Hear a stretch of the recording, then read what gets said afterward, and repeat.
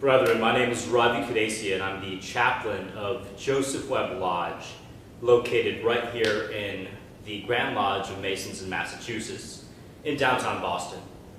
I'm sitting here in Corinthian Hall in my seat as chaplain to tell you a little bit about Freemasonry in light of Vedanta. Now, I was invited to be part of the seminar based off an article that appeared in the Philolathus Journal in fall of 2010 called Journeying Eastward, and it's going to serve as the rough template for this presentation. Now, the first thought may be, well, Vedanta is an Indian philosophy, and Freemasonry is without any doubt a Western institution that came up most likely in medieval England. So one might ask, what relationship is there between the two? Now, there are a lot of similarities in some senses. For example, when Brahmin boys are initiated into the mysteries of India, they're endowed also with a cable toe that's wrapped 3 times around them to remind them to remain pure in thought, in word, and in deed. The symbol of the scythe of time, right, of time being a symbol of death, is also very common in the great epic, the great sermon, the great philosophy poem of India known as the Bhagavad Gita. The great master of yoga, Krishna, bestows upon his choice disciple a vision. And in this vision, he sees both good and evil being sucked into the giant mouth of this overpowering divine entity. And Arjuna asks this entity, "Who are you?" And the entity responds back, "Kalosmi lokakshaya kritpravrado," meaning, "I am the end of time, the devourer of all planets and all worlds." So there are similarities in terms of the concepts, some of the symbols, some of the techniques, even, if you will. There's a quote from the Upanishads, the ancient discourse-related philosophy of India, whereby they talk about the blindfolding and the hoodwinking and being taken to distant lands. And so there is a great similarity, but that's not what this presentation is about. What I've found is that there are, in all places, in all times, in all cultures, these similar philosophies that blossom. And it's been known to some as the concept of a perennial philosophy that blooms in all cultures. The expression of it has been different, but the core philosophy has been the same. Now, what we find is that when we try to articulate this philosophy with words, it inevitably gets reduced to dogma, to superstition, to one book being the only book. And that's why there's always been an esoteric approach which has been based on symbols. But symbols have a very interesting aspect to them, which is that they both conceal and reveal. If you know the deeper idea behind the symbol reveals a whole rich depth. But if you don't, the symbol can also be a barrier. It can serve to conceal important information. And so the craft of Masonry has, as its supreme strength and perhaps greatest inadequacy, a rather paradoxical nature. It is replete with meaning, yet completely devoid of it. That's how this article begins. And what we start to talk about then is this question of when somebody goes through the degrees, they get some basic understanding of Masonry as a moral philosophy. However, it's certainly more than just a moral philosophy. As Albert Pike said, these degrees are also intended to teach more than morals. The symbols and ceremonies of Masonry have more than one meaning. They hint it only, at least. And their varied meanings are only to be discovered by reflection and study. So, an initiate goes through the ritual and goes through the degrees and sees a very rich, numinous feeling. But then they're given a very superficial and moral emphasis or basis upon which these symbols are explained. The square to square your actions, the compass to circumscribe your desires. These sort of teachings. So it's very hard sometimes to reconcile the difference between the feelings, the intuitive, deep feelings that these symbols bring about and the teachings that we're given about them. And we find this in many places, and I'd like to give an example now that we hear about very briefly in the third degree, which is the idea of the ark, right? The ark is a symbol that we've seen in all cultures, in all places, in all times. It's Sumerian, it's Hebrew, it's in the Greco-Roman canon, it's Aztec, the Chinese have it, the Hawaiians have it. The story of a great flood, an ark, and the progenitor emerging from that ark. And it's a very powerful symbol. Granted that it's written out in literary terms in our books, but it's a symbol. We close our eyes and we imagine and see and relate with that ark on a very deep level. Now, scientifically, we know that there was no time where one human being populated all of the earth. It can't be as it's presented in literature. It can't be that way historically, factually, scientifically. But on the other hand, we can't deny it because there is a powerful, universal impulse that draws us towards the story. So it's in these two that we tend to clash culturally. Our logic versus our faith, our science versus our religion, and there's all sorts of trouble that comes from this.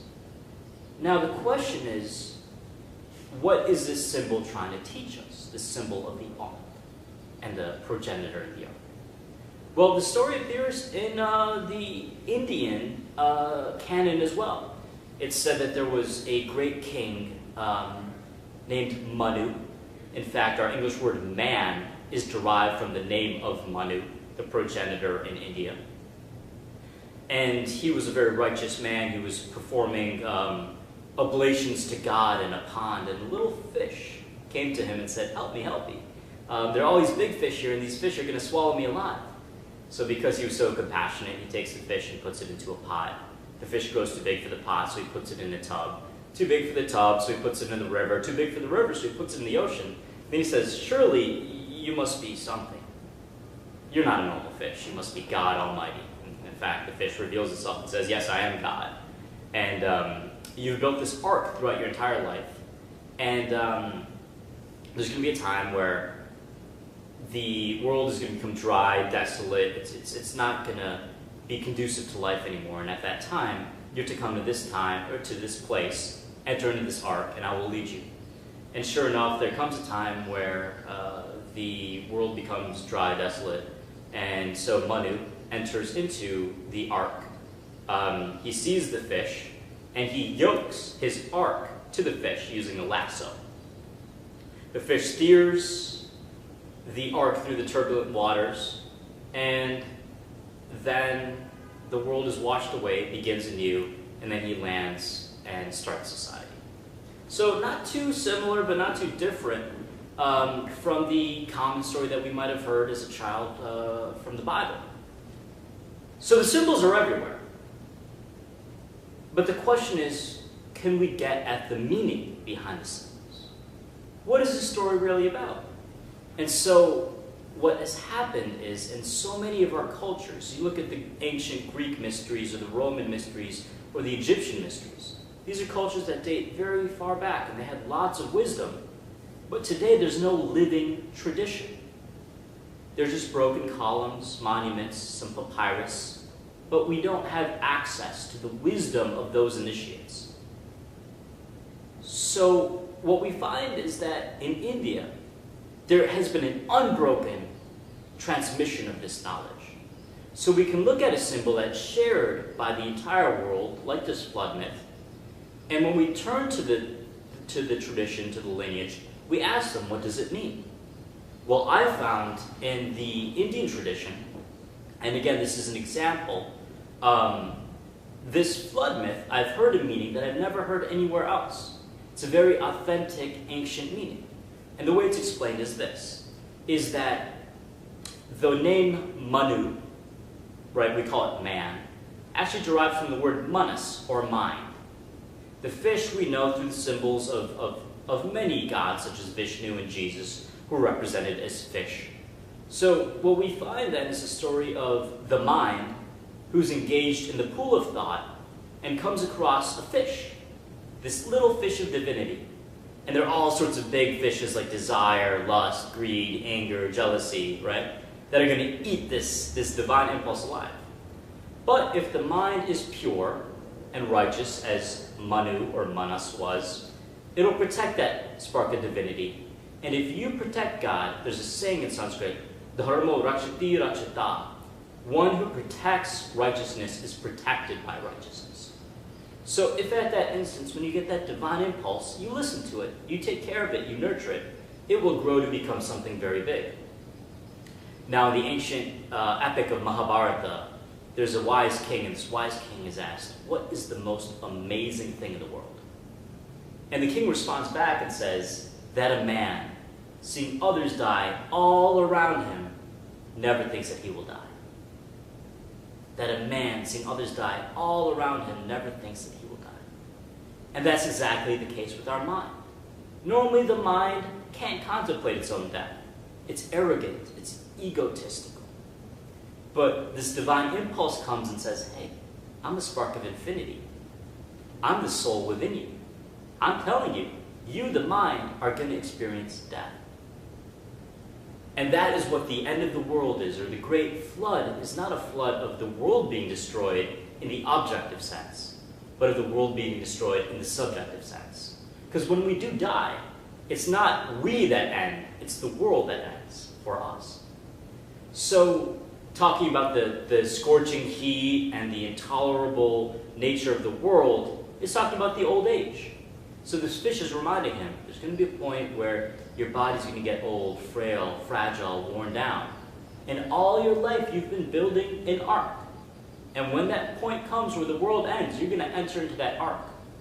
What is the ark? The ark is our karma. It's this astral body, if you will, that we've constantly been building and sculpting by our thoughts, actions, deeds, words, right? So at the moment of death, he enters into, and we all enter into, our astral body, and God is there, the fish is there, but do we yoke ourselves to it or not? Now the word yoga actually comes from the same root word as our word yoke. It's yuj in Sanskrit. So there are specific forms and techniques of yoga at the moment of death, whereby one can yoke themselves to their own soul or to God, and thereby be led through the other worlds that come after death. And then, what happens? The waters recede, the process of dying is over, and one's reborn into whatever heaven, hell, next life, whatever one believes happens afterwards. And so thereby we see that although the entire world has this story of the progenitor with the ark, because in India there is a well-preserved tradition, by studying that tradition, it gives us insights into whatever our version of that symbol is.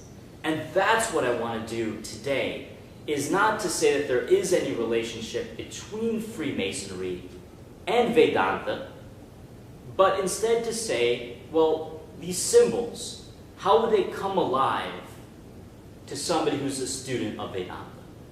And as far as the Indian tradition goes, I'll give you one other anecdote to show how far back it goes. One of the first movements out of Africa by our early ancestors was 70 to 80,000 BC. And they trekked along the coastlines and ended up in South India. And so there were some linguists who were visiting South India maybe 20, 30 years ago, who were listening to these chants that these South Indian Brahmin priests had. And they were so strange because they followed rules, but the words had no meaning. So these linguists traced it back and back and back and tried to understand it. And they actually found that these chants, which were preserved by oral tradition, even to this day, you can hear them in South India, came from that time around 70 to 80,000 BC. And they weren't related to any known language, because this was a time not only prehistory, it was also pre-linguistic, pre-language. The closest they could link it to anything else was bird song. So there was a time where human beings spoke or communicated, made noise on that level of almost an animalistic mind. And that record has been preserved impeccably. So when we're looking to these concepts from India, we have to realize that they're not regionalistic. They're shared humanity. It's a perfect lineage of the ancient knowledge that existed in all times and places. And the only reason that we're turning to India is because it's been preserved since the most ancient of times. One of my favorite Masonic scholars, W.L. Wilmshurst, and my Masonic mentor gave me his book, The Day I Was Raised, says this. It says that all I wish to emphasize is that our present system is not one coming from remote antiquity, that there is no direct continuity between us and the Egyptians or even those ancient Hebrews who built, in the reign of King Solomon, a certain temple at Jerusalem. What is extremely ancient in Freemasonry is a spiritual doctrine concealed within the architectural phraseology. For this doctrine is an elementary form of the doctrine that has been taught in all ages, no matter in which garb it has been expressed. So this is the perennial philosophy that we want to look into. And Vedanta is going to be the gateway through which we look at it. Now, what does Vedanta mean? Veda means knowledge, Anta means end. So it's the end of knowledge. There is a point in between humanity and divinity that cannot be crossed by knowledge. There is a certain point you get to where thoughts cannot limit, thoughts cannot conceive, thoughts cannot describe the wonders. I think it was Meister Eckhart who said that there is nothing so holy as silence, or God speaks through silence. I mean, these are very common terms up here across the entire world. So Vedanta is that knowledge which will take us to the brink and sort of catapult us off the cliff into the unknown, into the indescribable, into the ineffable. The Vedas are also books. They're books. The holy books of India that date beyond any time that we could really say how far back the hymns go, but we're quite sure they were written down around 1700 to 1100 BC. And what we find is that at the end of the Vedas, right, at the Anta of the Vedas, are these things called Upanishads. Upanishad in Sanskrit means come sit near, and refers to the process by which the students would sit at the feet of the guru as they were meditating in lotus position, and they would discuss questions of life, death, immortality, morality, all the things that a guru could ever want to teach a student, and all the things that a student could ever want to know. So when we talk about Vedanta, we're both talking about the end of knowledge, the philosophical, epistemological end of what is possibly known, as well as these texts called Upanishads, which contained the earliest writings of that said knowledge. Now, the term knowledge itself is interesting. We think of knowledge as facts. But what the Vedanta knowledge was preparing people for was an experience. At the lowest form of human existence is apathy, people who don't care about anything, don't believe in love, for example. Next step will be belief. If you believe in something, you care about it, so you're beyond apathy.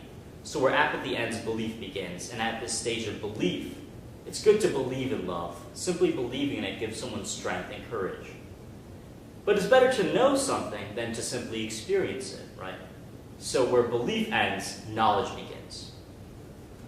And it's good to know love. Love chemically is oxytocin, serotonin, dopamine, adrenaline.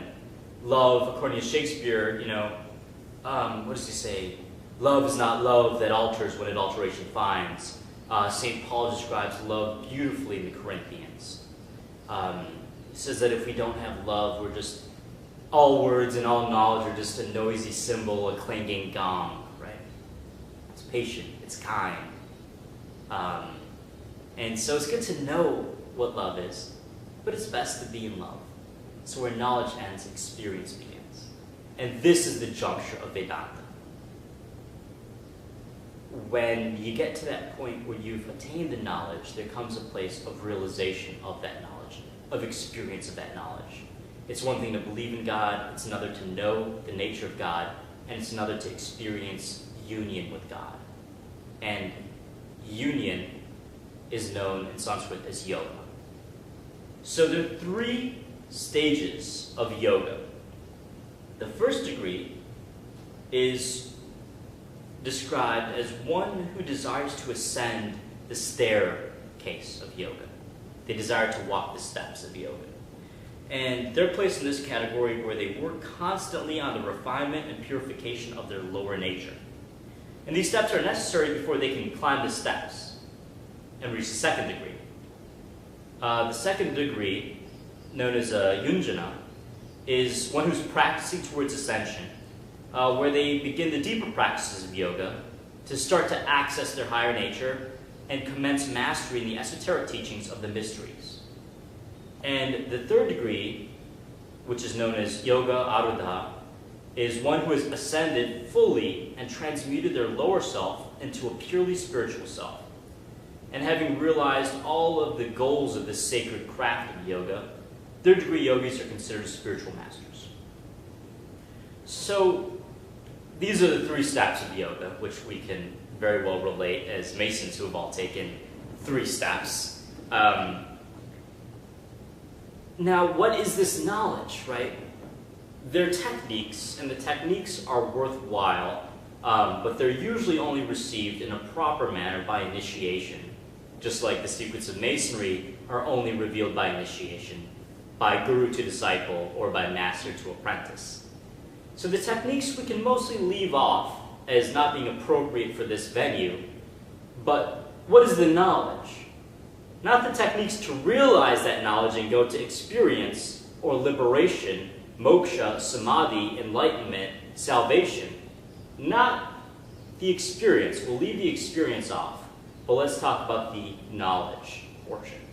How does the knowledge of Vedanta, not the techniques that allow you to go beyond the knowledge, but how does that knowledge itself relate to Freemasonry? Well, what does Vedanta teach? What is the topic that it discusses? Well, reality. In short, what is the nature of reality? They posit essentially a duality between 2 things known as Prakriti and Purusha.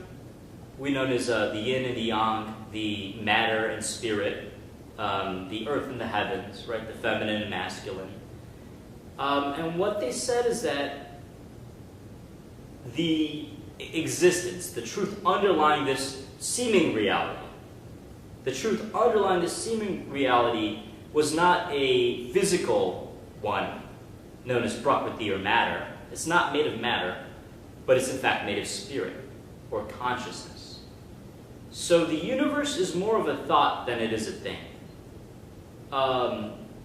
Vedanta and modern science teaches that the material world was created and will be destroyed.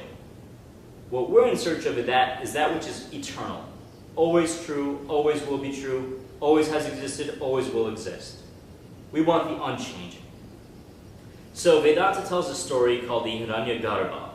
And in the Hiranyagarbha, which is a primeval atom, the womb of creation, consciousness entered into this womb and it exploded and formed our entire universe. Kind of like the Big Bang, in a sense. So what could have possibly existed before matter, space, and time, which were all created at that moment? Well, the great seers of Vedanta taught that before the dream exists, there must be a dreamer. Before there was a material world or a dream, there was a consciousness or a dreamer. The same way that when you fall asleep, an entire world bursts out of your mind. In your dream, there's a sun, there's a moon, there's gravity, there's this, there's that. There's all this duality. But underlying all that duality and all that multiplicity is just the mind of you, the dreamer. So too, is all this reality a dream in the mind of the prime dreamer, which they called Vishnu. So the prime dreamer existing before the Big Bang must have been self-manifested, unborn and undying, pure, formless, unconditioned consciousness. As all the dream world exists entirely in the mind of the dreamer, so too does everything in the universe exist within the mind of God. Thus, any perceived separation between humanity and divinity is only in perception, not in actuality. This false veil of ignorance they called Maya. Maya. So in the dream, when you fall asleep and you have a dream, you think that you're just a character in your dream. You don't think that you created the dream. You're just a character walking around, talking with other people. There are other people in your dream who seem just as real as you are. There's a sun that seems very ancient. So if I came to you in your dream, you'd say, no, I'm just this guy, I'm Joe Schmo in my dream. And I would say to you, no, you created this entire dream world. Nonsense, nonsense, nonsense. The reason you think it's nonsense is because you're taken in by the veil of Maya. Now, what the 3 steps of yoga are about getting beyond Maya and realizing one's true nature. Instead of calling humans sinful or fallen, they said that humans were by nature divine, being part of God. And they were just temporarily blinded by the illusion of separation. And this illusion hinges on the tendency of individuals to view themselves as merely a body. A body being matter was created and will be destroyed. However, the consciousness within it, being part of the primeval consciousness that manifested this universe through thought, was not created and thus cannot be destroyed. One of the great teachers of Vedanta was Krishna, who we've spoken about in the Bhagavad Gita. Here's what he said about consciousness. He said, consciousness cannot be wounded by weapons, burned by fire, drenched by water, or withered by the wind. He also said that its reality pervades all of time and space. It's not something you can touch, fathom, move, or modify. So in Vedanta, the supreme being, the grand architect, if you will, is understood as the consciousness that underlies all of existence. But what happened was people realized that in order for this knowledge to be realized, people couldn't simply intellectually grasp it. They had to experience it. And that's why there's the teaching of Vedanta and the practice of yoga. The two were inevitably connected. One is knowing the good, the other is experiencing it. So what we realize through the knowledge and the experience is that we are not a physical body. That's something that belongs to us. It's my body. I am not the body. The body belongs to me. It's my mind. Therefore, me and the mind are separate. It belongs to me, right? Like I would say my car.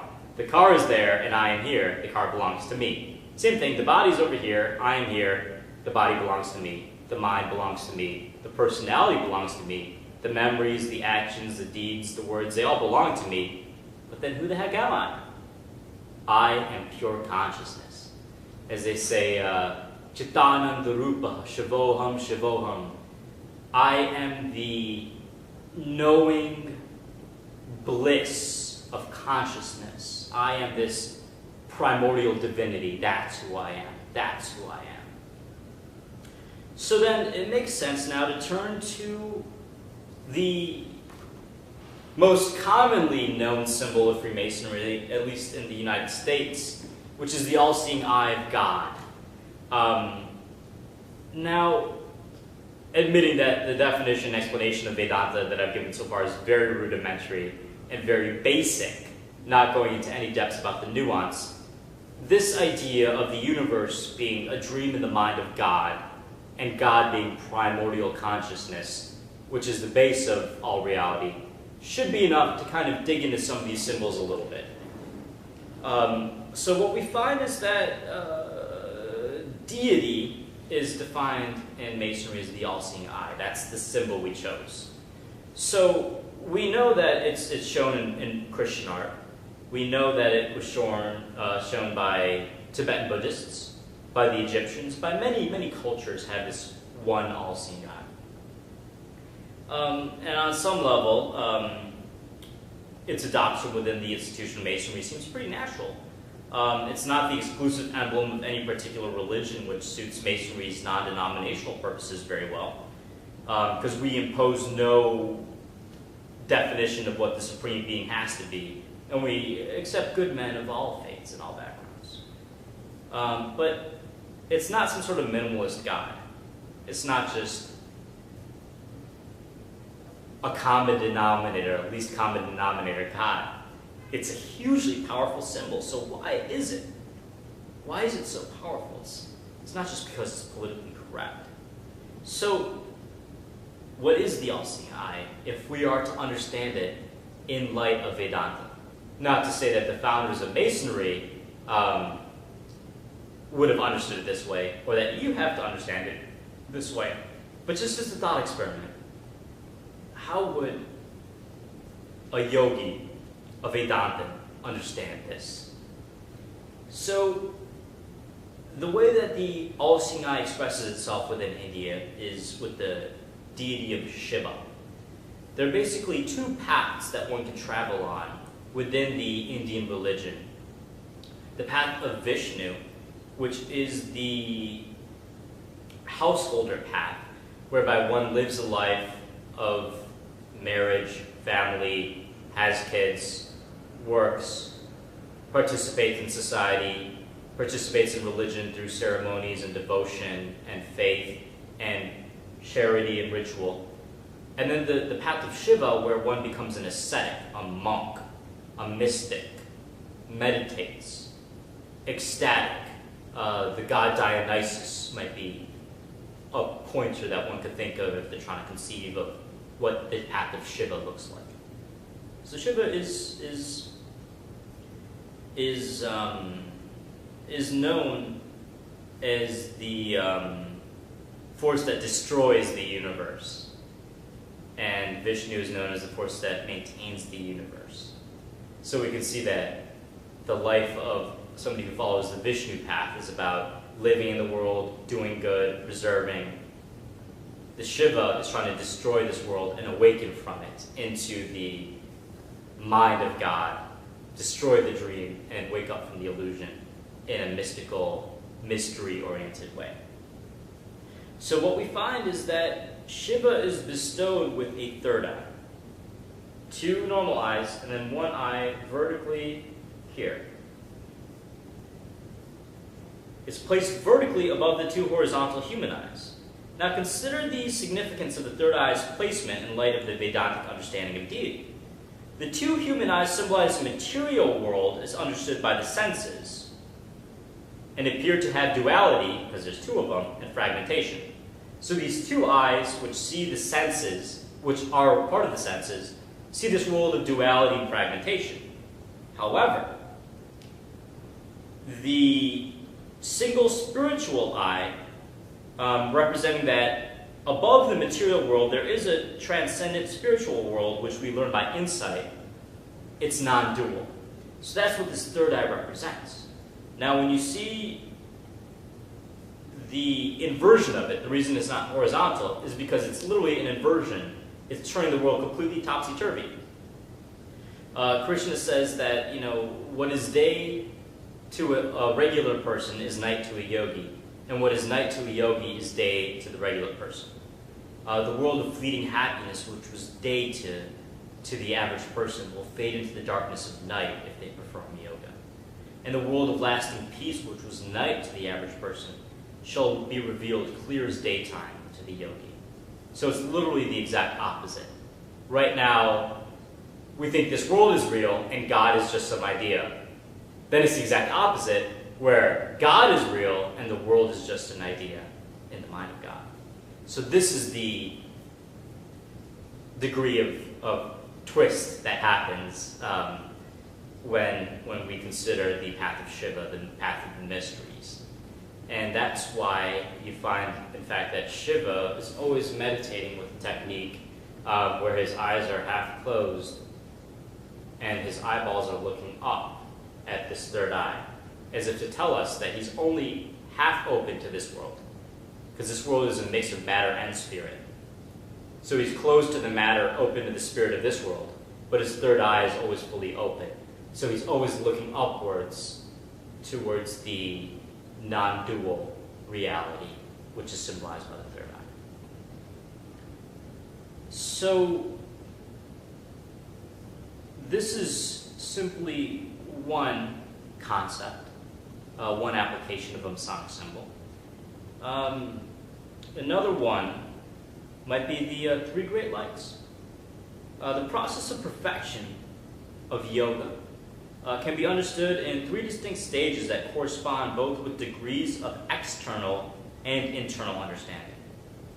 External understanding refers to our outlook on how the individual and divinity are related, and internal understanding refers to our conception of self.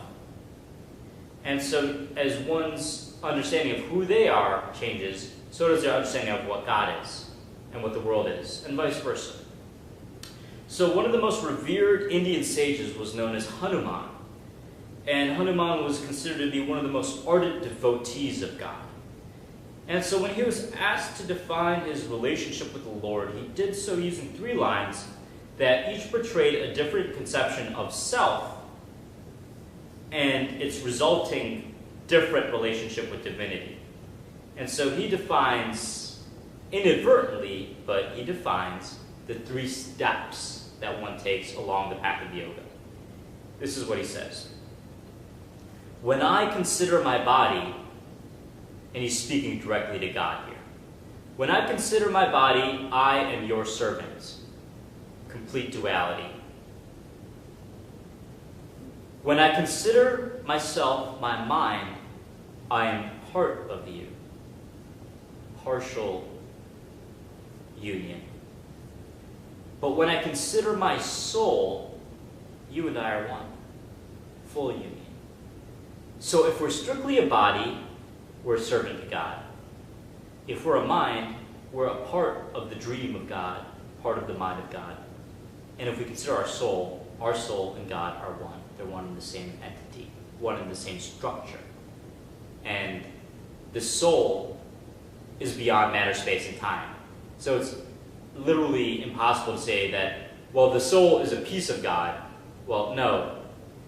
There's no such thing as a piece. A piece means shape, which means space. But there's no space for the soul. God isn't bound by dimensions and space. Right. So these are the three steps according to the Vedanta. What he explained was the relationship between internal and external understanding. At birth, we're bewildered. We take ourselves to be just simply a body. The pleasures of the body are the only pleasures we know, and the pains of the body are the only pains we feel. Our needs at this level are strictly physiological. As we mature, however, we consider ourselves our mind, our thoughts, our personality, and so on. So the pleasures and pain we experience are mostly mental. Success, love, anger, jealousy. And many people stay at this point throughout their entire lives, strictly dealing with the mental pleasures, which are still part of duality. There's still separation between man and divinity. But the great adepts, the great yogis, the great master masons of spirituality, progress to realize that their true identity is the soul, the pure consciousness. And at this point of realization, one's needs and pains vanish altogether, and existence at this level alone is a source of never-ending bliss. The body being matter is subservient to spirit. the thoughts being supported by consciousness are partial manifestations of spirit, and the self, being pure consciousness itself, is one and the same as spirit. So as a seeker progresses through the 3 degrees of yoga, different understandings and different practices arise because of different aspects of the self that they're studying. On the level of the body, the challenge is the physical discipline and purification of body. This is what we call yoga in the West. It's the twisting of the arms and the bending over backwards and the downward facing dogs, turning yourself into a pretzel. And I say that with love because I do practice the physical yoga as well. But on the level of the mind, the challenge is mental discipline and purity of thought. It's a process of gradually cleansing the mind, the alchemy of the mind, if you will. And finally, one gets beyond the mind, right, beyond knowledge, to the anta of the Veda, the end of knowledge. And at the level of the self, one has become a realized master and has thus reached the end of their life's journey. And in the East and West, these concepts of, well, is God separate from man, part of man, this or that, have always been kind of tricky. And they're seen as irreconcilable often. But leave it to a Freemason to explain it. This is Swami Vivekananda, who's considered by many to have been the first self-realized master, yogi, to visit the United States. His lectures, especially at the Parliament of World Religions, are among the clearest and most cherished explanations of the perennial philosophy. It's interesting because we vowed as Masons that we stand ready to be tried. And he was at the Parliament of World Religions in Chicago, and right alongside of it was a Masonic convention. So some of the Masons from Chicago actually tested him and quizzed him on his Masonic material, and he was up to snuff. He was raised on May 20th, 1884 in Anchor and Hope, Lodge number 1 in Kolkata, India. And he is revered as the patron saint of India. Words cannot express the awe and reverence that Hindus, Christians, Muslims, Jews, Zoroastrians, Buddhists, all religions of India have for this man, because he spoke in universal terms. And here's what he says about these 3 stages, 3 steps. Not to say that this was influenced by Masonry, but it rings very Masonic to me. Our solution is that the non-dualism, known as Advaita, is not antagonistic to the dualism known as Dvaita. We say the latter is only one of 3 steps. Religion always takes 3 steps. The first is dualism, then man gets to a higher state, partial non-dualism, and at last he finds he is one with the universe. Therefore the 3 do not contradict but fulfill. And we thus see, and this is my writing now, we thus see the meaning of the changing positions of the 3 great lights of Masonry, which indicate these stages of progress.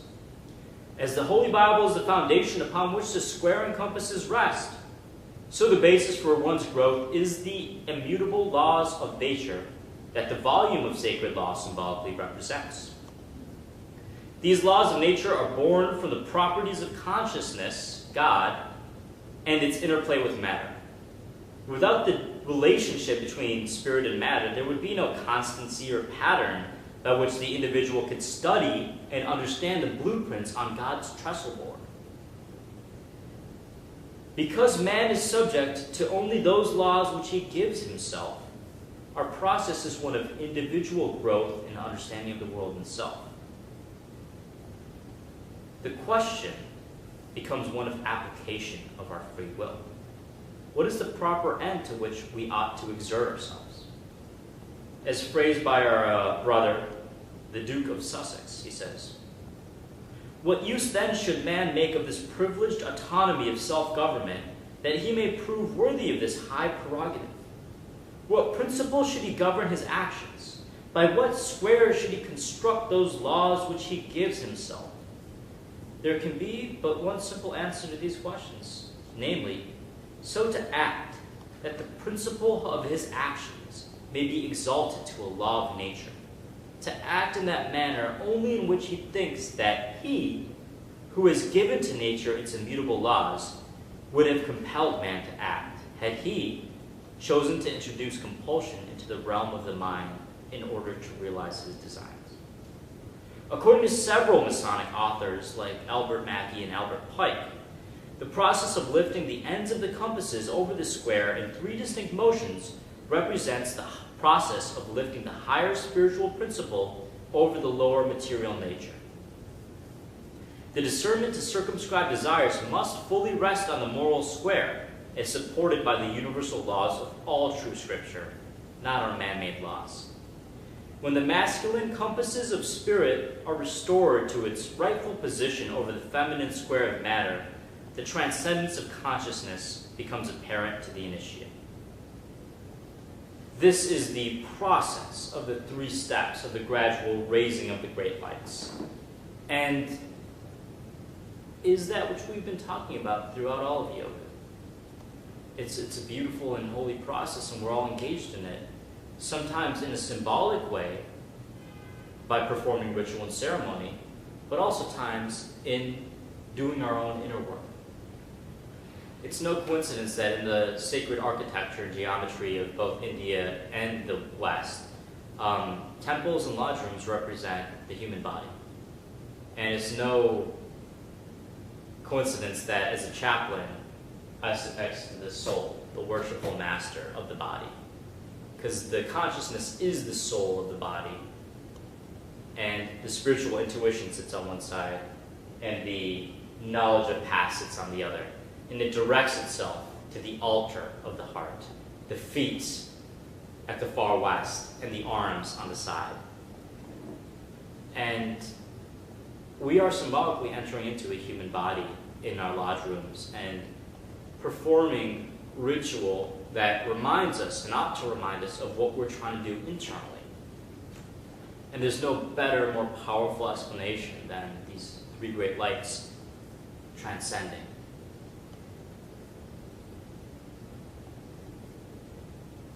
So what we find is that at the final stage of becoming a master, our free will is completely utilized in carrying out the architect's design without desire for reward or fear of punishment, only done for the sake of the work itself. Karmanni avadhikaraste ma phaleshu kadachana. That's what Krishna says. He says, work for the sake of the work itself. The ends are beyond your control, so never act for a reward. It's this idea that the master mason does. It's not about the wages. It's about the quality of the workmanship itself. So at this stage, there's no distinction between the builder's will and the architect's will. And so too does the self-realized master dissolve his narrow ego into the immensity of the pure unconditional being. And so each of us is born as a rough ashlar in a state of ignorance, thinking that we're just our imperfect bodies. But using the intellectual working tools of masonry, we use a gavel to remove chunks of attachment, selfishness, and ignorance that prevent us from our own inherent perfection. That is within us, just as the perfect ashlar is always within the rough ashlar. And so we don't seek perfection abroad, but we remove the flaws that conceal our inner greatness. We peel back the layers of Maya, the layers of illusion, and realize that we are, in fact, purely spiritual beings. And that's why we ask for the light of knowledge in masonry, so that we can illuminate our own heart hidden away in the lodge of the body. Knowing our divine nature through self-knowledge, Masons escape the poverty of ignorance. We rise up the ranks to become the master of our own being, and in this state of enlightenment, we become perfect. As a perfectly squared stone, our duty is no longer to ourselves, but to the world.